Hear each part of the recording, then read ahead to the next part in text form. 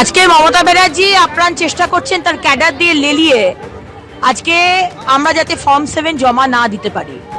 সকাল 10:30টার সময় আমার কার্যকর্তারা ফর্ম নিয়ে প্রত্যেকটি বিধানসভা থেকে তারা এসডি অফিসে পৌঁছয় এবং পৌঁছানোর সাথে সাথে তাদেরকে মারধর করা হয়। আমার এক মহিলা কার্যকর্তার মাথা ফাটিয়ে দিয়েছে, সে এখন 3খানা স্টিচ করে সেখানে পৌঁছচ্ছে। আমার একজন সিনিয়র কার্যকর্তাকে মারধর করে তাকে পুলিশ এখানে ভেতরে ডিটেন করে রাখা হয়েছে।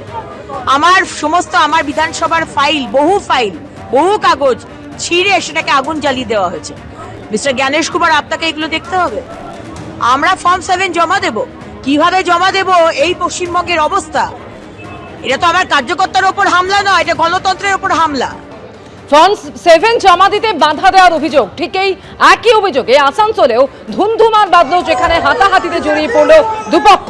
আসানসোলের ছবি আপনাদের সামনে রেখেছি, যেখানে এসডি অফিসে শুনানি চলছিল, শুনানি চলাকালীন হাতাহাতিতে জড়িয়ে পড়লো দুপক্ষ। তৃণমূলের বিরুদ্ধে হামলার অভিযোগ উঠছে, জিটি রোড অবরোধে নামে বিজেপি।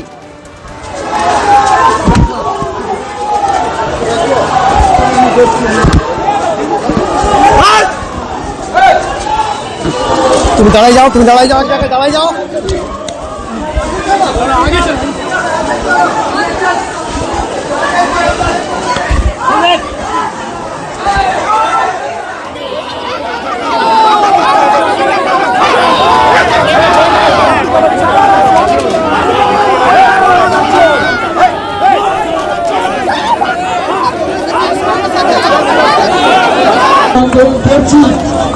আগামী দিন পশ্চিমবঙ্গের ভবিষ্যতের সুরক্ষিত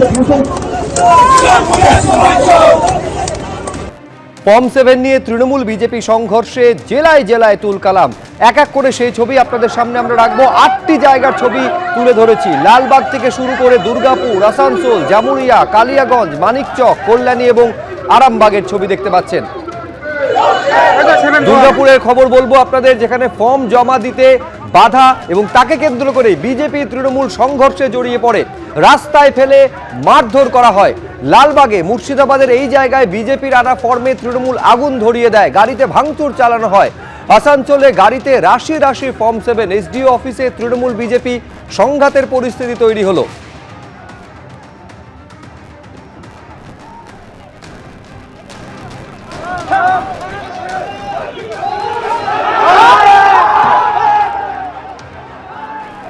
কোথাও ফর্ম 7 নিয়ে অশান্তি, কোথাও আবার হয়রানির অভিযোগ। আমি লালবাগের ছবি আরো বিস্তারিতভাবে আপনাদের সামনে রাখবো, যেখানে এসডিও অফিসে তুলকালাম পরিস্থিতি তৈরি হলো।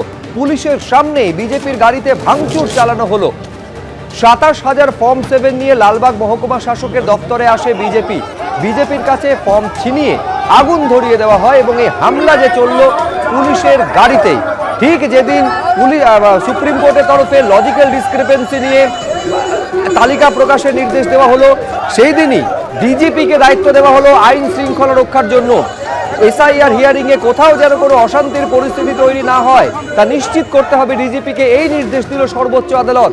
সেই দিনই দেখা যাচ্ছে ফর্ম 7 নিয়ে এসআইআর এর শুনানি চলাকালীনই এইরকম হিংসার ঘটনা, অশান্তির ঘটনা ঘটল।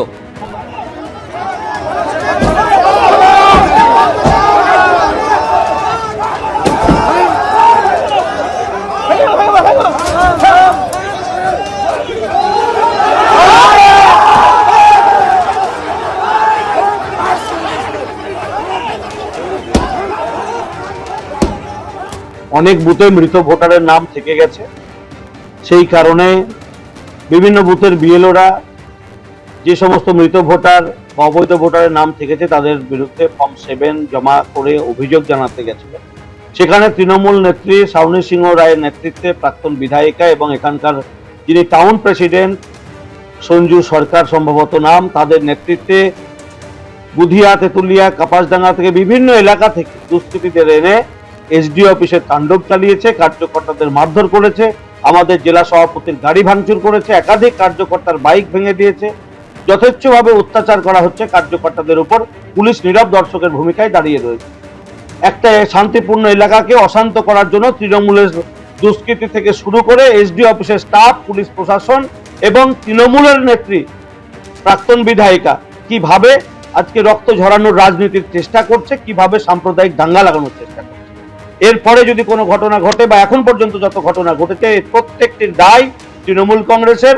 এটা যে বিজেপি যে মিথ্যাচার, আজকে এই অফিসে যে মহকুমা অফিস, সেখানে যদি কেউ যদি ফর্ম ছিনতাই করে নেয়, পুড়িয়ে যদি দেয়, সাধারণ মানুষের এটা আগুন।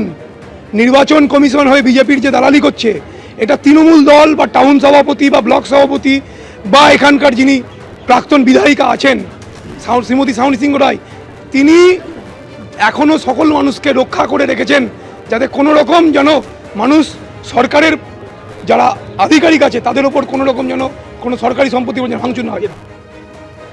লালবাগের ছবি আপনারা দেখলেন, যেখানে বিজেপির আনা ফর্ম 7-এ আগুন লাগিয়ে দেওয়া হলো, গাড়ি ভাঙচুর পর্যন্ত করা হয়। আর এবার আরামবাগের ছবি রাখবো, যেখানে বিজেপির বিধায়ককে চোর স্লোগান তৃণমূলের, বিজেপির বিধায়ককে হেনস্থা করা হয়েছে এমন অভিযোগ উঠছে, আর তারই প্রতিবাদে পথ অবরোধ করা হয়। আর এই নিয়ে ধুন্ধুমার বাজলো।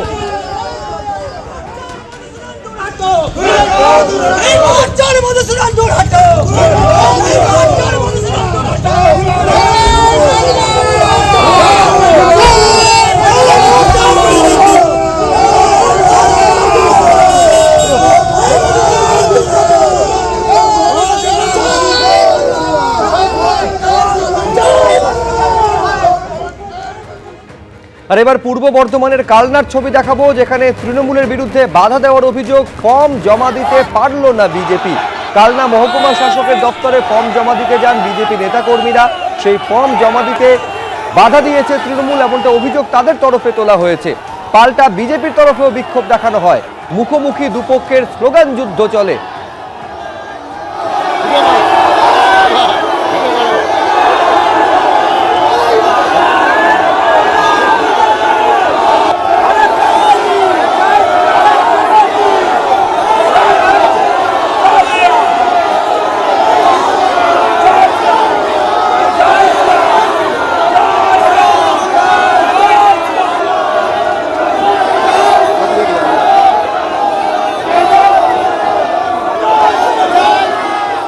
এবিপি আনন্দ, এগিয়ে থাকে, এগিয়ে রাখে।